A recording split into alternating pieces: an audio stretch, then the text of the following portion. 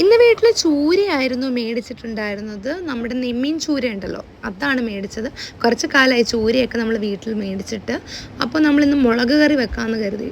അങ്ങനെ തക്കാളി, കൊച്ചുള്ളി, പച്ചമുളക്, ഇഞ്ചി, വെളുത്തുള്ളി ഇതെല്ലാം അരിഞ്ഞ് വെച്ചിട്ട് കറിവേപ്പിലയും വെച്ചിട്ടുണ്ട്.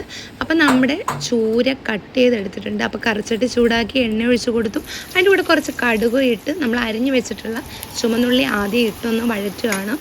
പിന്നീട് ഇഞ്ചി അരിഞ്ഞത് നമുക്ക് ചേർത്ത് കൊടുത്ത് നല്ല രീതിയിലൊന്ന് വഴറ്റി മൂപ്പിക്കാം.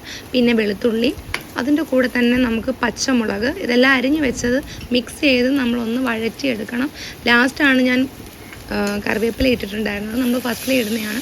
പിന്നെ നമ്മുടെ 2 തക്കാളി ചേർത്ത് കൊടുക്കുന്നുണ്ട്, അരിഞ്ഞ് വെച്ചത്. കുറച്ച് ഉപ്പും കൂടി ഇട്ട് നല്ല രീതിയിൽ ഒന്ന് വഴറ്റിയെടുത്തിട്ട് വടക്കംപുളി നമ്മൾ ചേർത്ത് കൊടുക്കുന്നുണ്ട്. അതിൻ്റെ കൂടെ നമ്മൾ മുളക് പൊടി, മല്ലിപ്പൊടി, മഞ്ഞൾപ്പൊടി, കുരുമുളക് പൊടി, ഉലുവാപ്പൊടി എല്ലാം കൂടെ ചേർത്ത് നല്ല രീതിയിൽ മൂപ്പിച്ച് ലോ ഫ്ലെയിമിലിട്ട് കുറച്ച് വെള്ളം ഒഴിച്ചിട്ട് നല്ല രീതിയിൽ ഒരു തിള വന്നു കഴിഞ്ഞുണ്ടല്ലോ ചൂര കഷ്ണങ്ങളാക്കിയത് ഇട്ട് കൊടുക്കാം. എന്നിട്ട് നമ്മൾ തീ നല്ലൊരു ലോ ഫ്ലെയിമിൽ ഇട്ടിട്ടുണ്ടല്ലോ നല്ല രീതിയിലൊന്ന് തിളപ്പിച്ച് കുറുക്കി വറ്റിച്ചെടുക്കണം. അപ്പോൾ അതേ ഞാൻ ലാസ്റ്റ് ഇത് വെന്തിട്ടില്ല കേട്ടോ. അപ്പോൾ ലാസ്റ്റ് ഇതൊന്ന് വീഡിയോ എടുക്കാൻ വേണ്ടി മാത്രം കാണിച്ചു എന്നേ ഉള്ളൂ. അപ്പോൾ ഇന്ന് ഇത്രയേ ഉള്ളൂ വ്ളോഗ്. Okay, by.